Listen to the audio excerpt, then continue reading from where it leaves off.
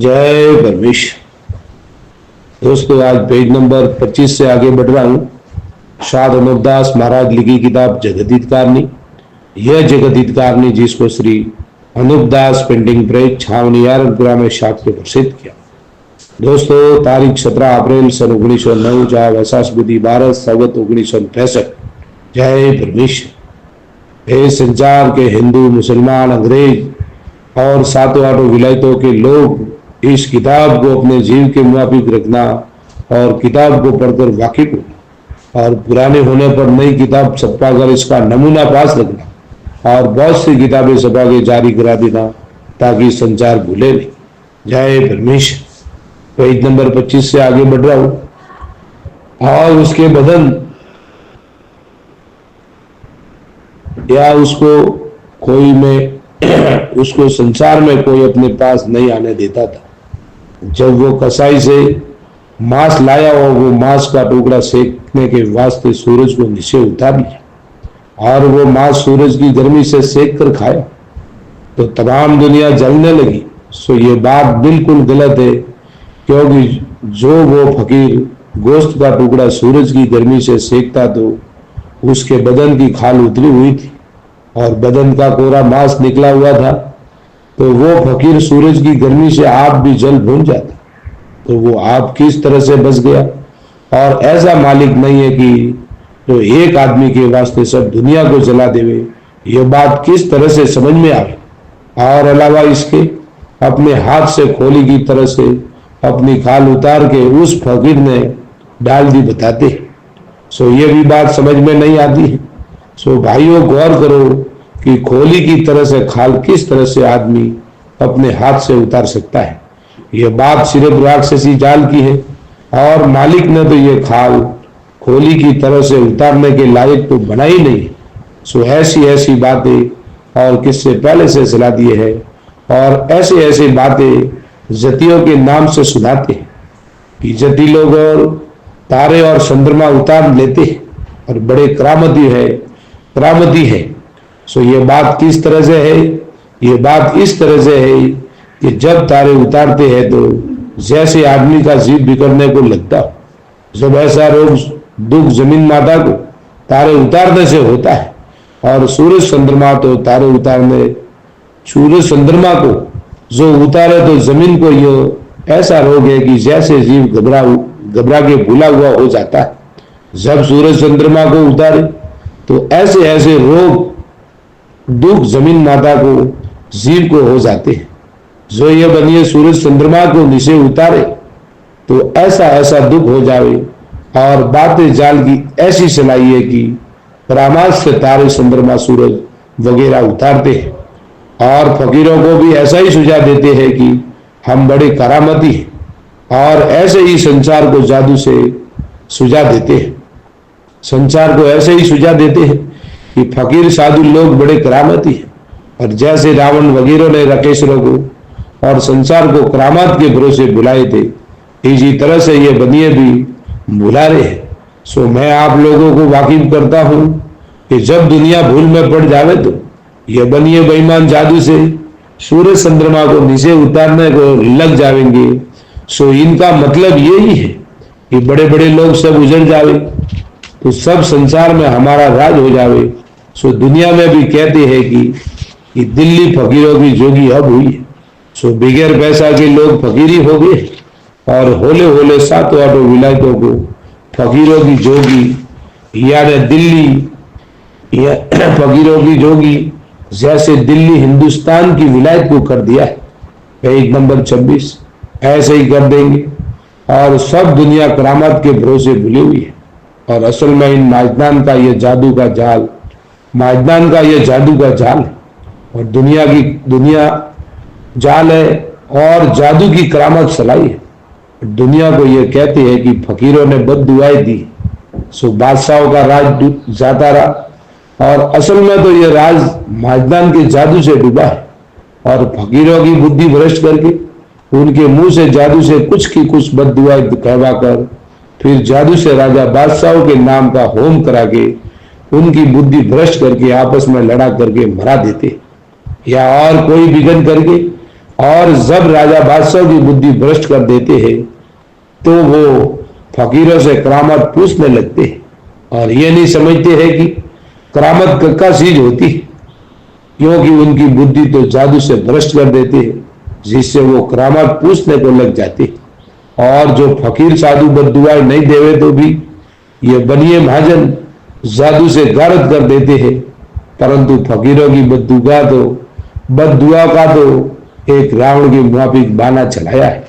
जैसे रावण ने जादू से फकीरों की करामत चलाई थी और कई फकीरों के मुंह से कहवाकर जादू से कई राजा बादशाह को डुबो दिए थे, और रामचंद्र जी महाराज के ऊपर भी जादू से घर करके रावण ने बदमाश दिला दिया था, उसी तरह से अब इन बनियों ने फकीरों की करामत का जाल जादू से चलाया है।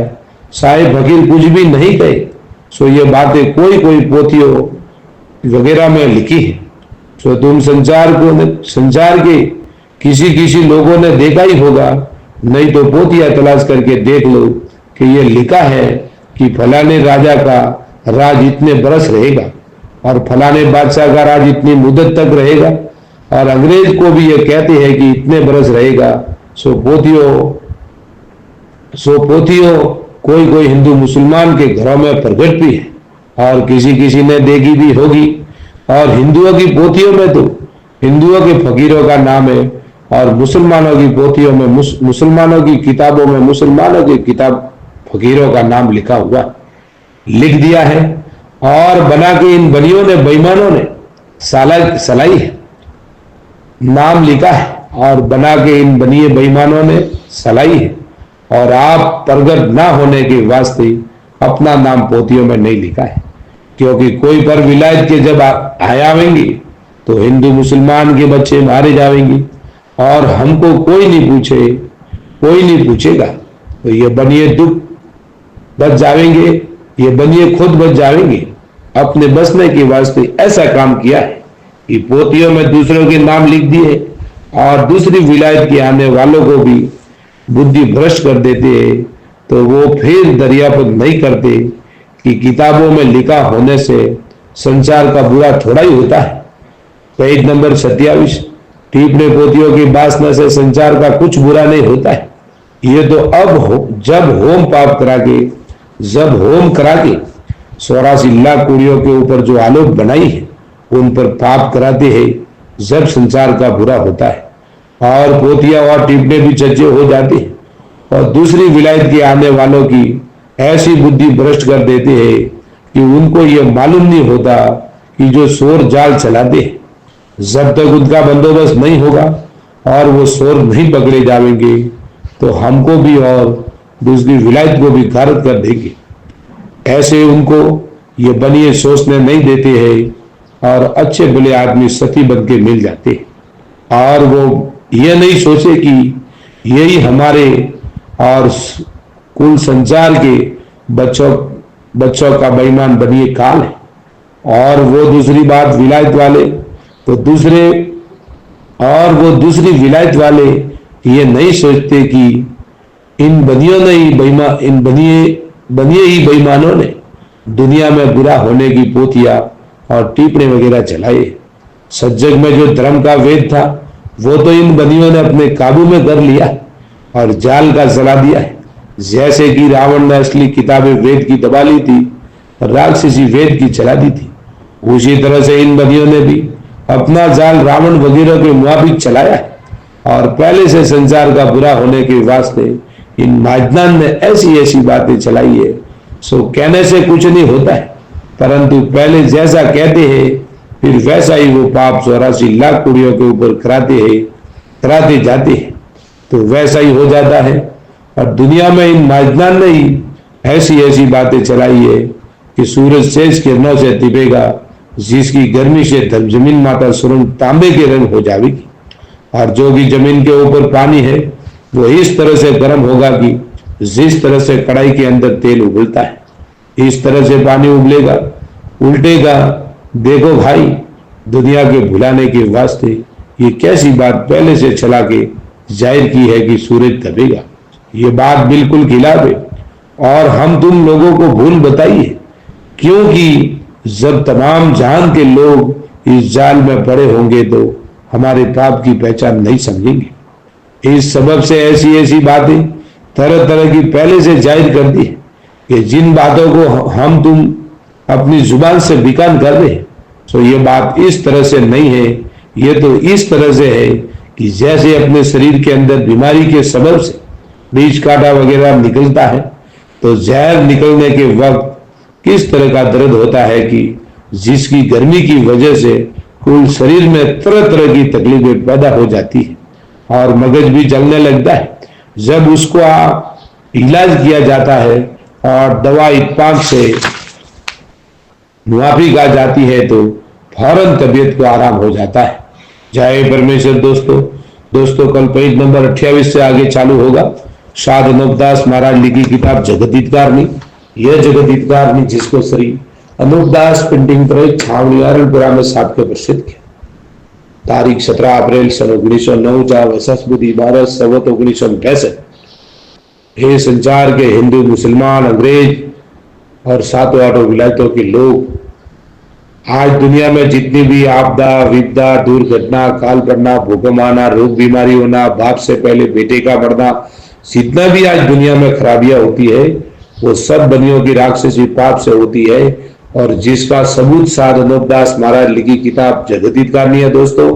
और वो भी साध अनूपदास प्रिंटिंग प्रेस छावनी अरनपुरा शिवगंज मारवाड़ 307057। संपर्क के लिए दोस्तों 02976273024 और मोबाइल नंबर है दोस्तों 8905653801। जय परमेश्वर।